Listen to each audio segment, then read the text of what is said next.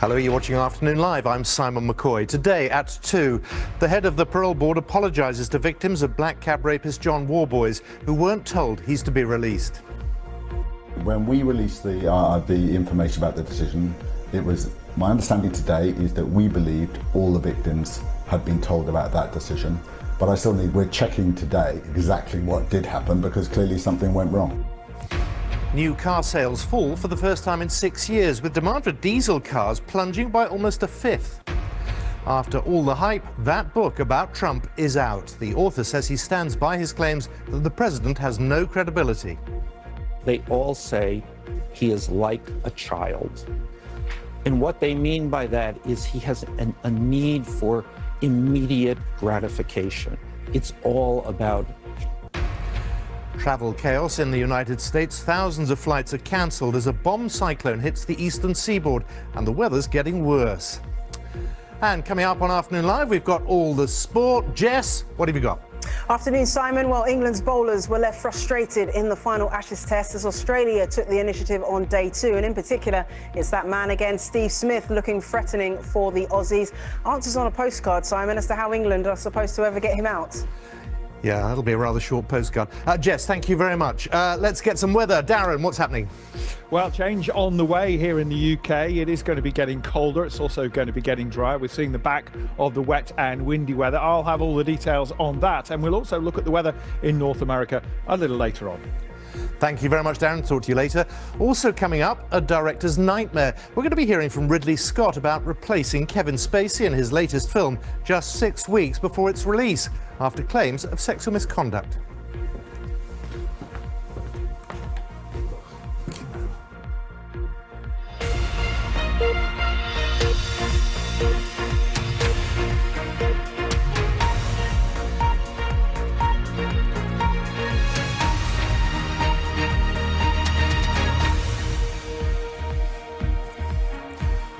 Hello everyone, this is Afternoon Live. I'm Simon McCoy.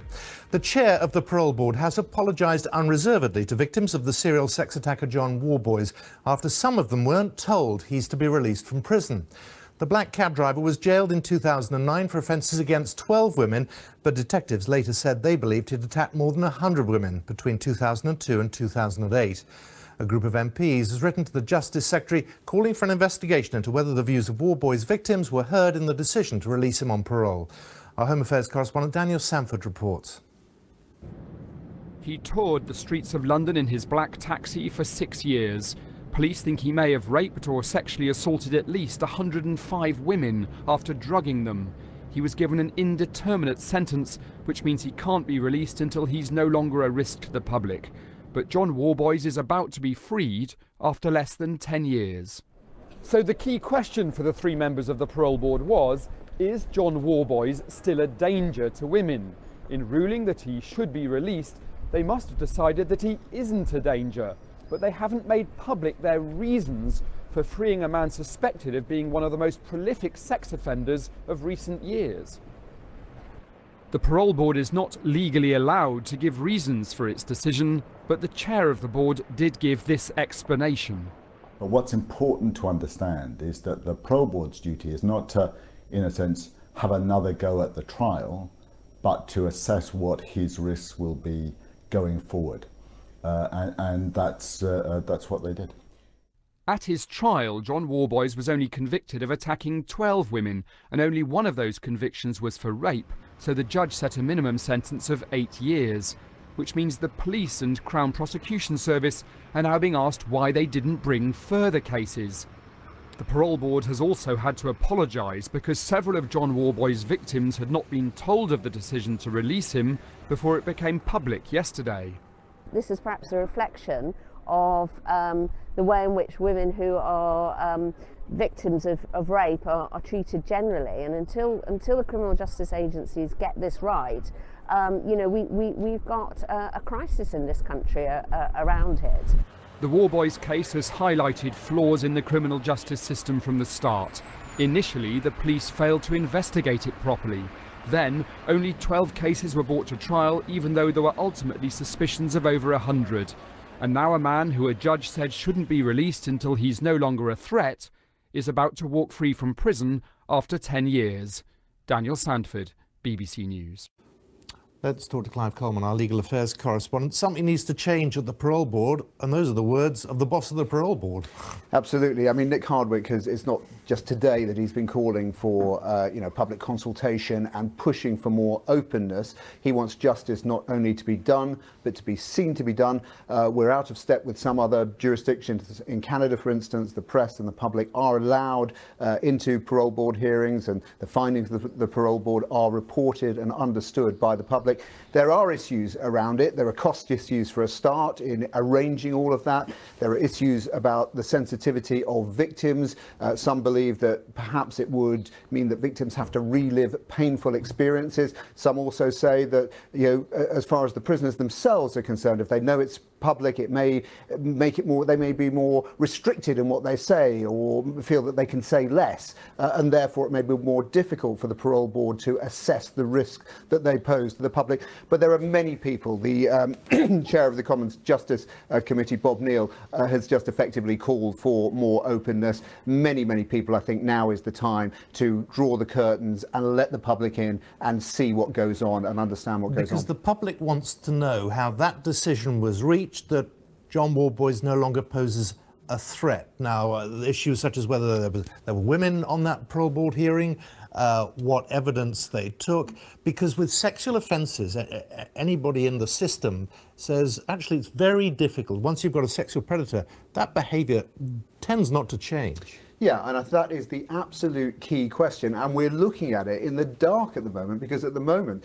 as Daniel said in his report, the parole board are not allowed by law to make public their decision. So we just don't know what the nature of the evidence. We do know that it was a live hearing. It's interesting, Simon, that some prisoners now on what they call IPPs, indeterminate sentences for public protection, which is what John Warboys were on, some of them can be granted parole without even attending the parole board hearing. It can be done on the papers. That was not done in John Warboys' case. There was a live hearing, but precisely what evidence was there with psychiatrists, psychologists, who were, because John Warboys has to satisfy the parole board that he no longer poses a risk, that he's come to terms with his offending behaviour. So we don't even know, for instance, whether he, the level of contrition, if there is contrition, I assume there must have been, otherwise they wouldn't have made this decision. But so much of this is in the dark, and that's why there are these calls to open it all up. Let's just talk about these IPPs, because there's a suspicion that at the time of his conviction and sentencing, the police and others would have thought, well, that's good. An indeterminate sentence means it will be much longer than 8 years. What's changed? There's considerable pressure now to get these IPP sentences and those convicted out. Let me just give you a little bit of history on these sentences, because they came in 2005 when the criminal justice system faced a serious problem. There were some really dangerous, nasty criminals who were coming to the end of their determinate sentence, but nothing could be done. They had to be released, and these people clearly posed a real danger to children and other members of the public. IPPs were brought in to deal with those kind of people, but it was thought that they would deal with a pretty small number of them. Eventually, over 6,000 people were placed on these IPPs, some of them for relatively minor offences, and some of them with a minimum term, or tariff as we sometimes call it, of between 10 and 18 months. So it was clogging up the system. They were seen to be unjust. Campaigners fought a campaign. Ministers got on side. And in 2012, these sentences were abolished. Now, as you say, back in 2010, relatively few prisoners on IPPs were getting out on parole, were being able to satisfy. There were a number of reasons for this. There weren't enough courses, there wasn't enough treatment in prison, and it was very difficult to get to that bar to show that you no longer posed a threat. Now, there was a real sea change, and now this backlog is being dealt with, and there's a great will to get a lot of these people out, and large numbers, hundreds each year now, are being released on parole. So the wind change, whether that had any bearing or not in John Warboys' case is very difficult to say, but what we do know is large numbers of these prisoners are being released on parole, often with strict conditions attached. I'm assuming you've written online about this as well. So I have indeed. There we are, that's the place to go. It's fascinating, Clive. Thank you very much, Clive Coleman. New car sales fell for the first time in 6 years last year, dragged down by a collapse in demand for diesel. The UK's motor industry warns it expects Britain's car market to weaken further this year. The Society of Motor Manufacturers and Traders says there were 2.5 million cars registered last year. That shows a 5.7% fall on the number of registrations in 2016. The sale of diesel cars fell 17% since 2016 as higher taxes and pollution fears hit demand. And the situation could worsen this year. The SMMT expects that car sales will drop by up to 7% this year. Well, the industry body blames uncertainty over Brexit and confusion about future policy on diesel cars. Our business correspondent Theo Leggett has more. For the past few years, car sales in Britain have been booming. In 2015 and 2016, the industry set new records, but now it may be going into reverse gear. Overall, new car registrations were down 5.7% last year, according to the Society of Motor Manufacturers and Traders. That's the first decline in 6 years. No one's panicking just yet. By historical standards, 2017 was still a pretty good year. More than 2.5 million new cars were registered, the third highest level in a decade. But over the past few months, the decline has accelerated. In December, registrations were down more than 14% compared to last year. And sales of diesel cars across the year were down more than 17%. Overall, if you look at the economic performance of the UK, growth is slowing. All the indicators around economic consumer confidence are weakening, especially when it comes to people's enthusiasm about making a big ticket purchase like a car. Declining demand for diesel cars is a big problem for the industry. Campaigners blame them for high levels of urban pollution. But the SMMT says that uncertainty over the government's clean air plans is leaving consumers confused and unwilling to buy them. Experts agree, even though new models are much cleaner, diesel has an image problem. Diesels can only recover if the facts can be made clear, if the facts around the lower pollutant levels, the economic benefits of running one, can be made plain and clear. And that really will need someone in senior government to stand up above the parapet and say something positive about diesel and make the facts clear around it. People within the industry say confusion over diesel may be causing environmental harm by encouraging drivers to hang on to older, dirtier cars rather than swapping them for cleaner new models. Meanwhile, the fall in sales is expected to continue throughout 2018. Theo Leggett, BBC News.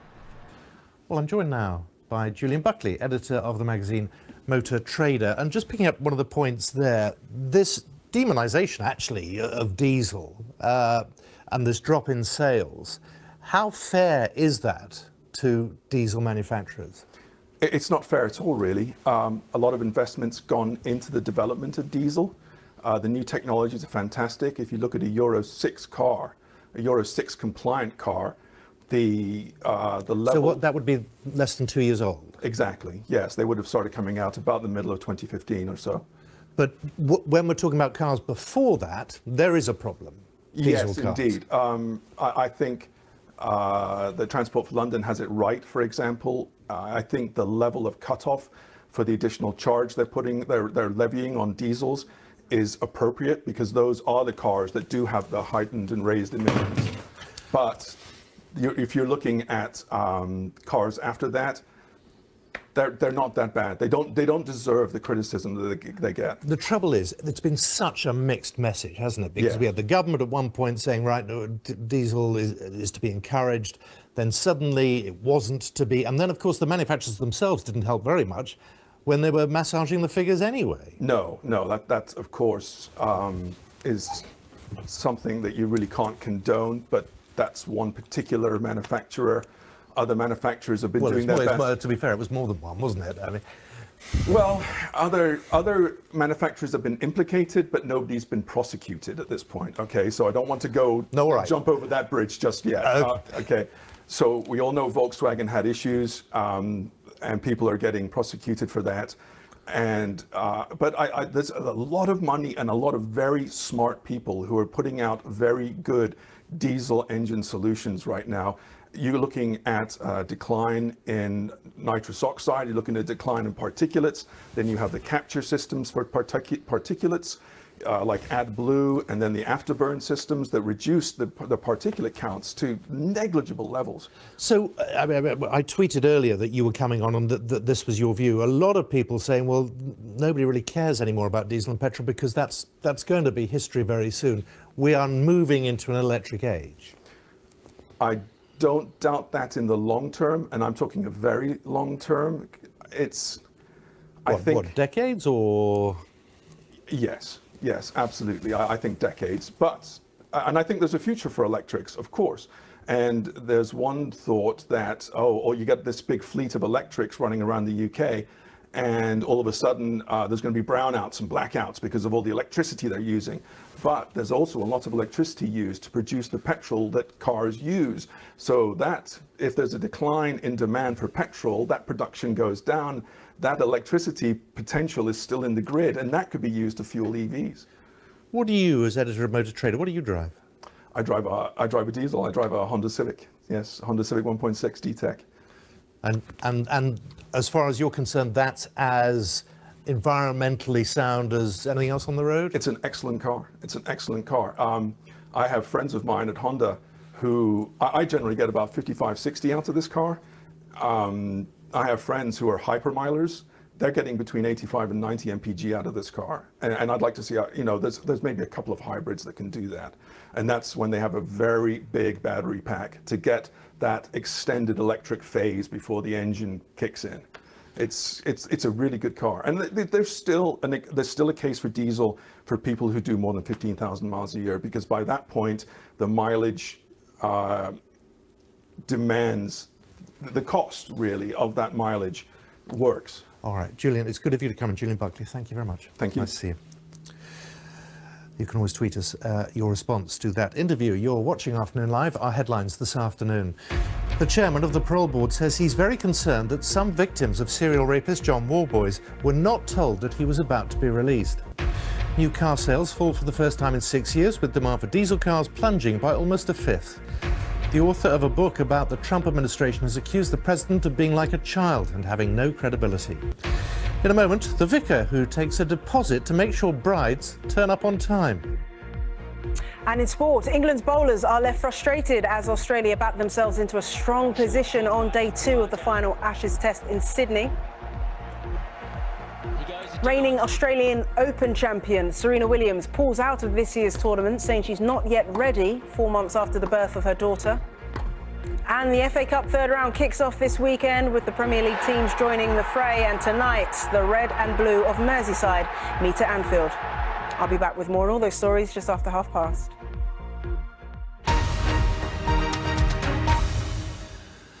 The author of the book Fire and Fury, an incendiary account of life in Donald Trump's White House, has spoken for the first time since its publication. In an interview on American television, Michael Wolff says the president behaves like a child. President Trump tried to get the book's publication halted and has dismissed it as full of lies. Dan Johnson has the details. You've heard the headlines, now you can read the substance of Fire and Fury. Rushed out at midnight in the US after threats from the president's lawyers. What I'm most looking forward to is seeing what we all know is going on just below the surface. I think I'm looking forward to imagining, who in that White House has actually said this. I think no one really gets tired of palace intrigue. I'm expecting the White House to be as absolutely dysfunctional as the leaks would make it seem. There's chit-chat, the president's burgers in bed, the vanity, the apparently strained relationship with the First Lady. But there's also serious criticism of Donald Trump's intelligence. His chief strategist, Steve Bannon, suggested using the Constitution to force him out because he didn't believe Donald Trump was fit for office. I will tell you the one description that everyone gave, everyone has in common. They all say he is like a child. And what they mean by that is he has a need for immediate gratification. It's all about him. The White House says the book's full of mistakes. It's disgraceful and laughable. If he was unfit, he probably wouldn't be sitting there and wouldn't have defeated the most qualified group of candidates the Republican Party has ever seen. And the president couldn't resist a few words on Twitter. I authorized zero access to the White House, a phony book full of lies, misrepresentations, and sources that don't exist. This is an account of a deeply divided administration, with staff who don't think the boss is up to the job and a family dynasty that is closing ranks. It may not make any difference to Trump's loyal supporters, but it is damaging to the president. It's ice cold in Washington, but it's the White House where things are really frosty. Dan Johnson, BBC News. But things are hotting up with the release of this book. We've been keeping an eye on Twitter, and I just want to show you a tweet from our North American editor, John Sopel, because he was watching an interview with the author, and he was asked, what do you say to the president about the cease and desist letter, the lawyers for Trump wrote out yesterday? And the response was simply, where do I send the box of chocolates? That was from John a short time ago. As far as the president is concerned, well, he's had nothing to say about this today. All he's been talking about, as he has in the past, is about the economy, talking about the Dow going from 18,589 to breaking the 25,000 mark. He says, let's make America great again. That's the agenda. Jobs, jobs, jobs. $6 trillion in value created. That is the theme from the White House at the moment. No response to the fact that book is now on sale in the bookstores of the United States. We'll have plenty more, of course, on this story throughout the afternoon. Now here, a serious case review has recommended improvements be made to safeguarding children in Wolverhampton following the murder of a 2-year-old boy in 2016. But it found that the brutal killing of Jeremiah Regis Newgauger by his stepfather, who used extreme physical punishment on the child, could not have been predicted. Seema Katecha reports. 2-year-old Jeremiah Regis. To those who knew him, happy, smiling, contented. But at home he was being beaten by this man, Chavez McGregor. In November 2016, an inflicted regime of brutality eventually killed the child. In this CCTV footage, the 27-year-old is seen losing his temper. Jeremiah's mother was Cindy Ann Regis, a woman who had been hit by previous partners. Today's Serious Case Review says more questions should have been asked about who she was involved with. It says the response to prevent repeat victimisation was less effective. Women who have been subjected to domestic abuse are vulnerable to 2 kinds of repeat victimisation, by the same person or by future partners. However, it says nobody could have foreseen the murder. This review, a very thorough review, makes it very clear that the level of violence that was inflicted on this child by this man was not predictable by his past behaviour or by his history. That's all very well, but this is the 5th death of a child at the hands of an adult in the past 8 years. Surely there is something significantly wrong here. That absolutely is not the case. You have to look at each case on a case-by-case basis. It was inside this block of flats where Jeremiah was regularly beaten by McGregor. In the end, it was one heavy blow that ended his life. He died from multiple organ failure after his abdominal injuries caused septic shock. Chavez inflicted more than 100 injuries on the child, including a skull fracture and a bite mark to his chest. As this police body map shows, he was hurt all over after being repeatedly struck by a belt and rod. Detectives described McGregor as controlling, manipulative, violent. Like all serious case reviews, the aim is to learn lessons and prevent deaths like this one, a defenceless child taken from his family in a painful and unfathomable way. That was Seema Katecha reporting. You're watching Afternoon Live. To bring you some breaking news, John Venables, one of the killers of toddler James Bulger, has now been charged over indecent images of children.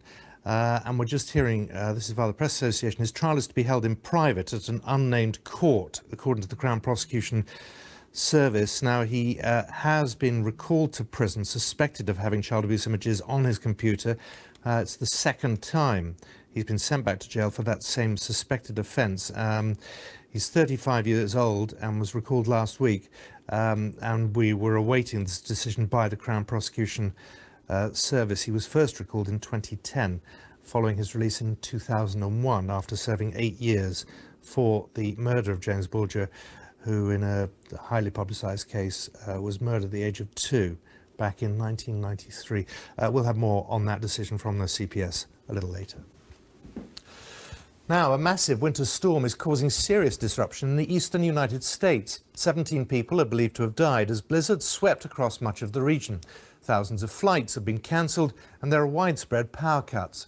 In Boston, firefighters had to rescue motorists from flooded streets. Nearly 12 inches of snow have fallen in the area. Weather forecasters are referring to the freak condition as a bomb cyclone.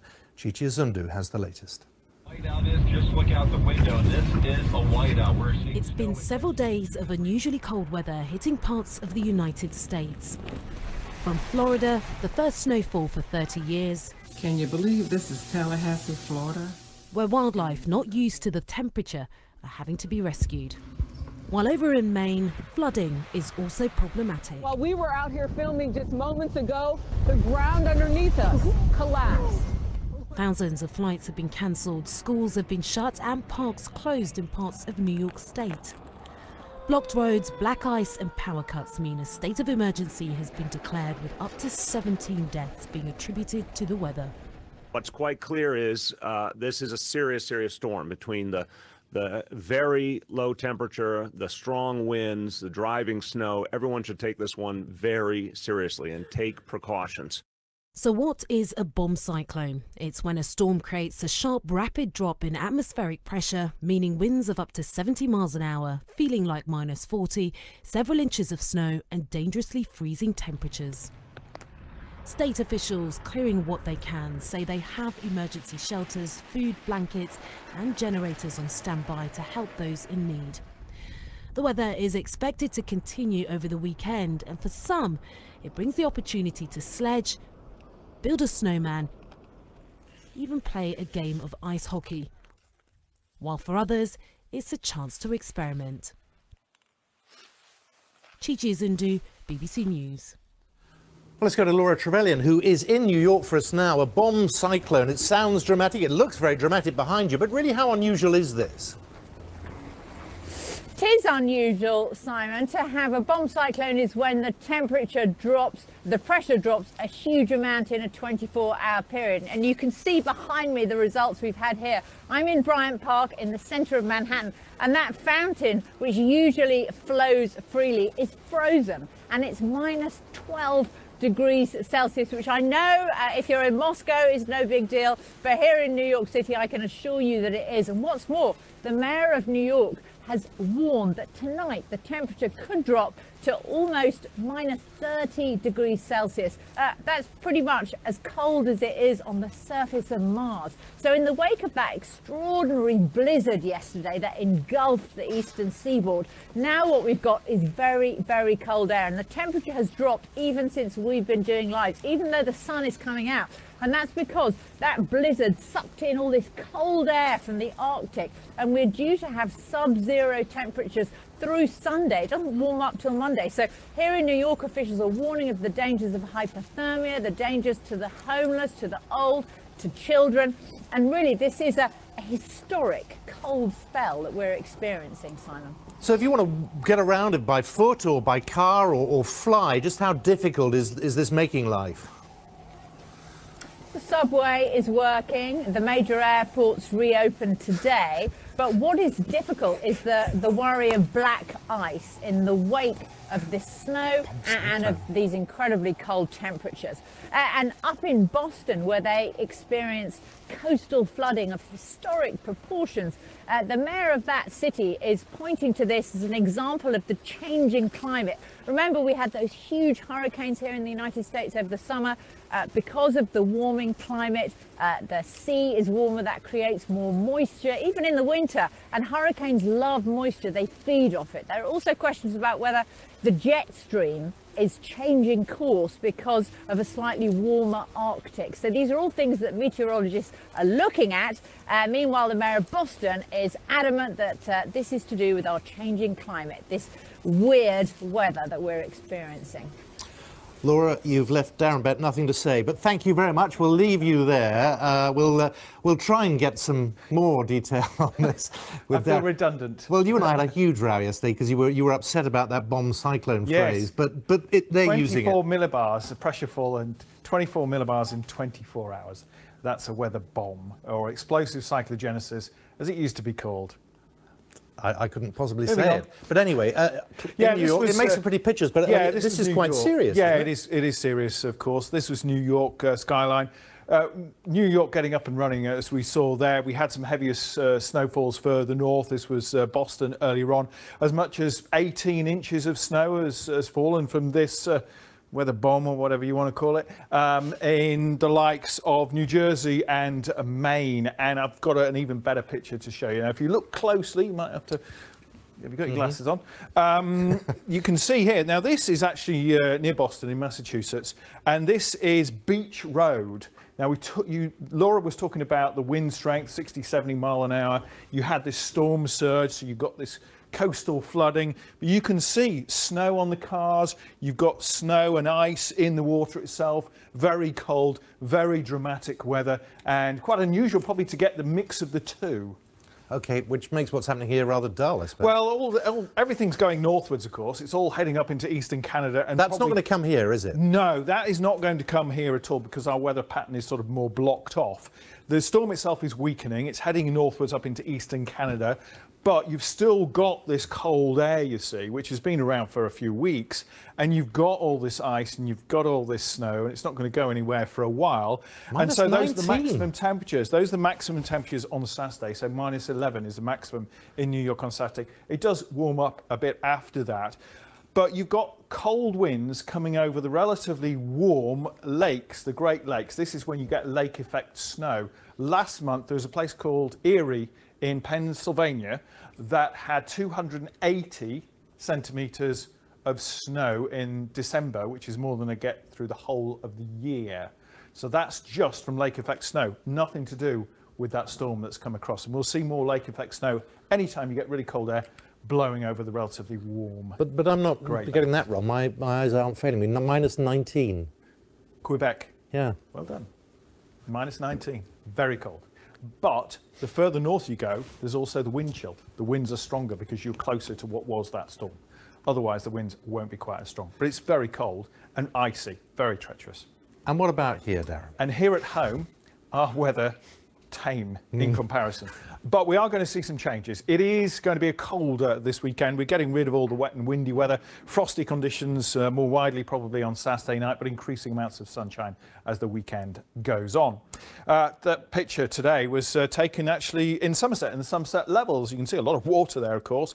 We had some sunshine in between the showers, but higher up in the Peak District in Derbyshire and also in the Staffordshire Hills, we've had some snow. That is creeping its way further east. It's mostly rain heading towards Lincolnshire and the Wash.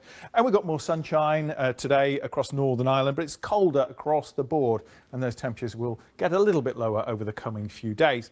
Still got some wet weather around this evening and overnight. This mixture of rain, sleet and hill snow, not a great deal though, across Scotland, sinking down to Northern Ireland for a while, then into northern England. Clearer skies following to the north, some icy patches with wintry showers coming in. We've got some showers further south, but the cloud may be a little unreliable, some patchy fog. Maybe those temperatures not far away from freezing, the risk of some icy patches even here in the southwest of England, where it may well start dry this weekend. You can see a little sunshine coming through, but on the whole there'll be a lot of cloud showers near the south coast, and then we've got that damp, dreary weather, wintry mix there across northern England, perhaps into North Wales. Sunnier skies following behind that for Northern Ireland and for Scotland. It should be a bright and sunny day for western Scotland and Northern Ireland. Here we're more sheltered from those cold north to northeasterly winds, and those winds will blow in some wintry showers to eastern Scotland to northeast England. Sunshine elsewhere for northern England, but we struggle to get much sunshine further south because that damp weather is moving southwards as well. Here it'll be windy, it'll feel colder than 6 or 7 degrees. Further north those temperatures will be lower, but at least many areas will have some sunshine. But overnight what happens is, well, the winds gradually ease down, the stronger winds pushing down towards the south where we've got the cloud for a while, so it shouldn't get too cold here. But northwards, Wales, northern England, especially into Scotland and Northern Ireland, where we'll have clear skies, light winds, it really will get cold. Widespread frost, I mean, could be down to -10 as a headline figure in some rural areas. That's because here we're closer to this area of high pressure. That high pressure is bringing a change. It's pushing away the wet and windy weather, dragging down the colder air and dragging in some drier conditions as well. Now, there may still be some cloud at times across southern England, a few showers through the Channel, some cold winds here. Otherwise, further north across many other areas, Sunday will be a dry day. It'll be a cold day, but it'll be bright with some winter sunshine.